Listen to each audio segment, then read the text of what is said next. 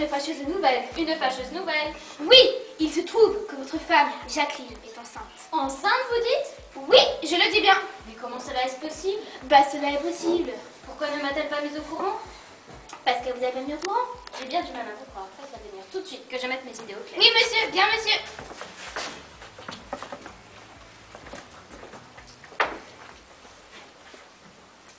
Vous m'avez fait demander? Oui, je vous ai demandé. Pourquoi? Pourquoi? Vous n'avez point de choses à me dire. Non, je n'ai pas de choses à vous dire. Vraiment? Vraiment? Je n'aime point les menteuses. Mais je ne suis pas une menteuse. Je sais tout pour votre grossesse, ma chère. Grossesse? Cela est assez humiliant et vexant de savoir que vous me cachez cela depuis 5 mois. Vous devriez aller vous confesser. Non, j'irai pas me confesser. Voilà.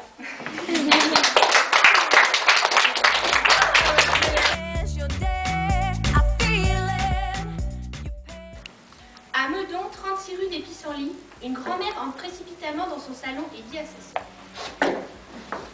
J'ai une grande nouvelle à t'annoncer. Quoi, tu as une grande poubelle à me donner? C'est presque ça. Comment qui est là? Mais il n'y a personne. Bref, je crois que je vais me marier. Enfin, me remarier. Eh bien, figure-toi que je vous ai vu. Et je crois même que je connais son nom. Jean-Claude Choufleur. Non, en fait, il s'appelle Jean-Claude Pois-Chiche. Mais c'est pas grave. Donc, tu l'as vu. Et il est beau. Il est beau. Ah, il est riche. Ah oui, il est riche. Il est intelligent en plus. Ah non, là, vraiment pas. Il est vraiment pas intelligent, hein. Oh, mais il a fait l'impossible pour moi. Il m'a demandé en mariage. C'est vrai que c'est impossible. Non.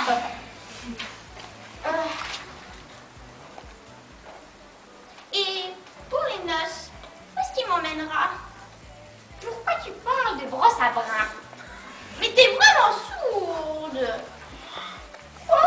Tu dis que je ne sais pas coudre? Oh. Non, mais c'est pas ça.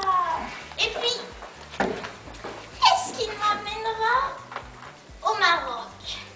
Oh, au Maroc? Et en Pologne? Ah oui, en Pologne. Et puis pourquoi pas en Australie? Ah non, là, ça devient trop cher, hein. Désolée.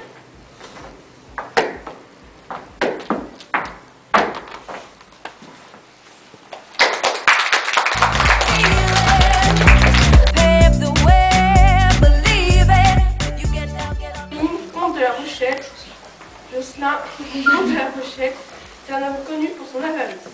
René est un homme au service de Jocelyn depuis de longues années. La scène se déroule dans un café à La Rochelle, à proximité du port. C'est un bel après-midi d'été. Quelle situation embêtante. Tu es vraiment sûr, René, que mon idiot frère Théophile a débarqué ce matin à La Rochelle? À La Rochelle. Et qu'il compte s'installer dans mon propre logis? Dans votre propre logis. Et qu'il est venu avec sa femme Pétunia? Avec sa femme Pétunia. Et que celle-ci s'est déjà procuré, à mon compte, la meilleure garde-robe de toute La Rochelle. De toute La Rochelle, assurément. Et qu'ils projettent tous deux de me soustraire une importante somme d'argent. Une très importante somme, en effet. Et qu'ils vont venir chercher cette somme ici même, dans ce café. Ici même, dans ce café. Et c'est surtout pas qui me trouve ici. Qu'il vous trouve ici.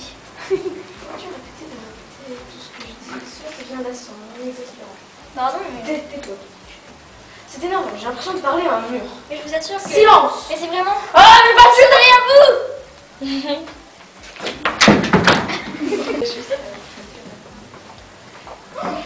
Qu'est-il arrivé à ce fantôme?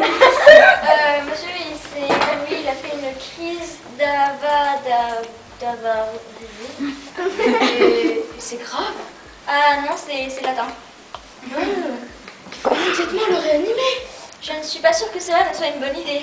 Votre frère sera plutôt énervé à son réveil. C'est mon frère. Oui, votre frère. Vous avez raison, nous allons le laisser ainsi. Hein? Oui, comme ça, il ne saura rien. Je ne suis pas sûre qu'il va aimer ça. Pas qu'au dernier moment. Pas aimé ça du tout. Ce sera une réussite totale. Stop! Personne ne touche à mon maître, bien qu'il soit aveugle, grincheux, soupolé, vicieux et qu'il ne m'a jamais remboursé mes 12 francs 50 empruntés il y a 3 mois. Il ne mérite pas cela. Excusez-moi, Jeanne. Suis-je vicieux? Avare? Je vais chercher les cafés. Ah, mon frère, te voilà enfin. Ah, je connais tous tes projets. Tu es donc au courant? Alors, parle. Mais tout cela devait rester secret. Tu sais donc que Pétunia a invité tous tes amis à fêter ton anniversaire au restaurant du Signe d'Or. Au signe d'or? Ça va être une lourde dépense pour moi. Oui, bien entendu, nous allons compter sur ta nature généreuse. Pourrais-tu aller plutôt au canard boiteux? Ah non, nous avons déjà réservé la table spéciale événement à ton nom. Ah non, femme, le plus cher des restaurants. Je ne suis pas sûre que cela ne soit très raisonnable.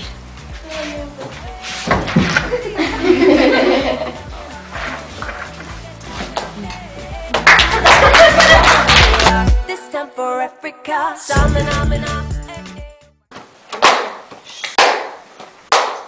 Ô ciel, ô disgrâce imprévue, ô misérable père, pauvre Jérôme, que feras-tu? Que dit-il là demain avec ce visage affligé? Oh, y a-t-il personne qui puisse me dire où se trouve le Seigneur Jérôme? Qu'y a-t-il, Scapin?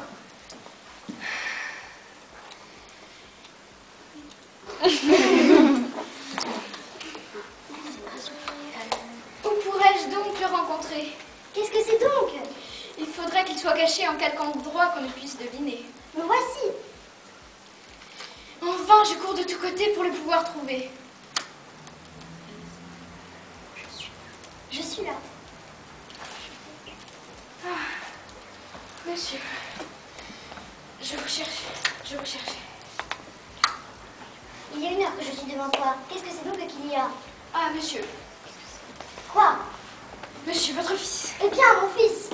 est tombé dans une disgrâce la plus étrange du monde. Et quel? Je l'ai trouvé tantôt tout triste, à propos de je ne sais quoi, vous m'avez mêlé fort mal à propos. Et, cherchant à divertir cette tristesse, nous sommes allés promener au port.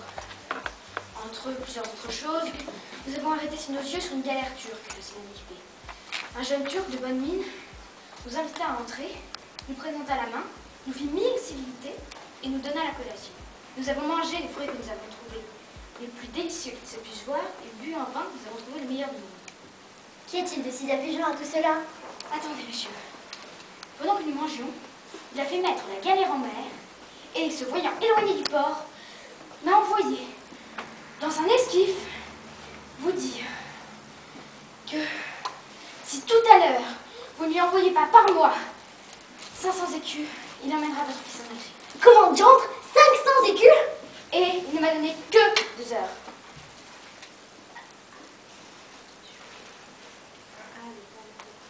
Ah, le pandard de Turc m'a assassiné de la façon.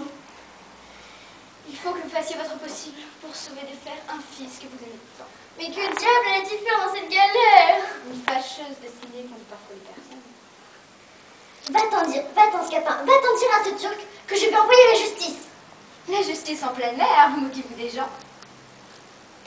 Mais que diable allait-il faire dans cette galère? Il ne songeait pas à s'y arriver. Scapin, il faut que tu fasses ici l'action d'un serviteur fidèle.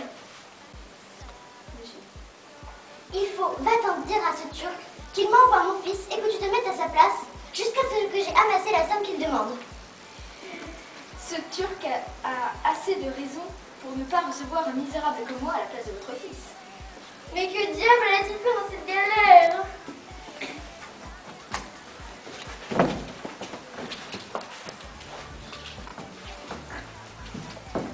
Il est vrai, mais quoi? On ne prévoyait pas les choses. Tiens, voilà la clé de mon armoire. Bon, Tu l'ouvriras. fort bien. Tu trouveras une grosse clé du côté gauche qui est celle de mon grenier. Oui.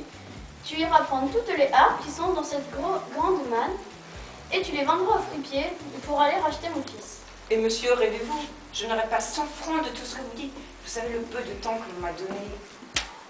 Mais qu'allait-il faire dans cette galère? Que de paroles perdues. Laissez-la cette galère et songez au fait que vous courez le risque de perdre votre fils.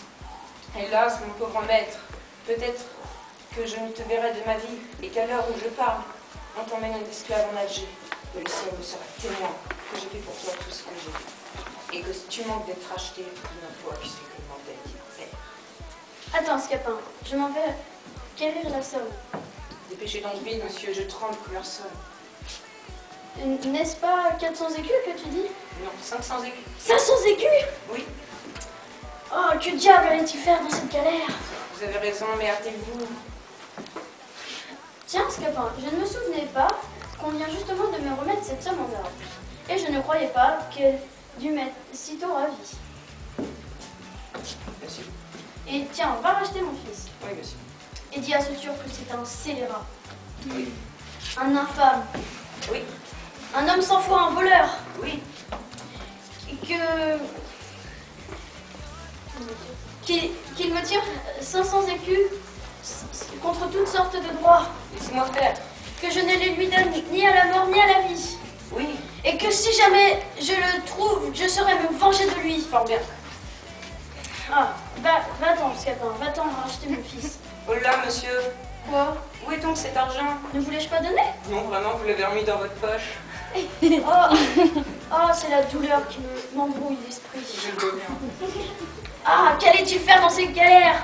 Ah, maudite galère! Traite de Turc à tous les diables! Le petit chéri est 500 écus que je lui arrache, mais il n'est pas quittant pour moi. Et je veux lui faire payer par une autre belle imposture qu'il m'a fait auprès de son fils.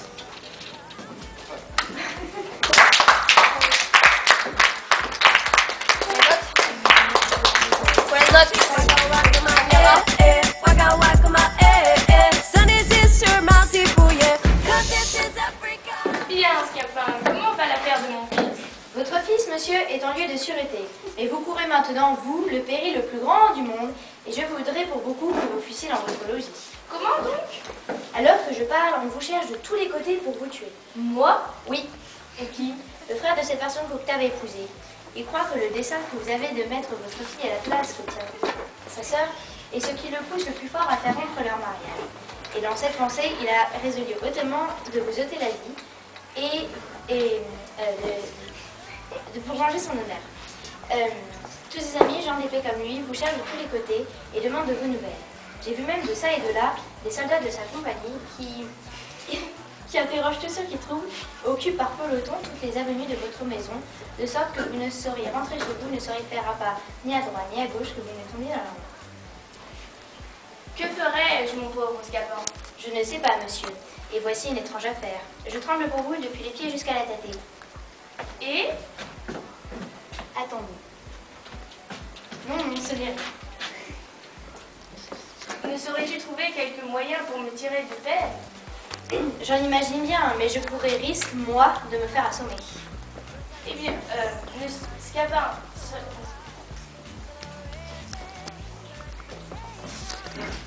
eh bien, Scapin, montre-toi serviteur zélé. Ne m'abandonne pas, je te prie. Je le veux bien. J'ai une tendresse pour vous qui ne saurait souffrir que je vous laisse en secours. Tu en seras récompensé, Scapin, je t'assure, je t'en assure. Et je te promets cette réussite dès que je l'aurai un peu usé. Attendez, voici une affaire que je me suis trouvée forte à propos pour vous sauver. Il faut que vous vous mettiez dans ce sac et que... Ah. This stuff for Africa. I will in a drum beat, piggy piggy mumble.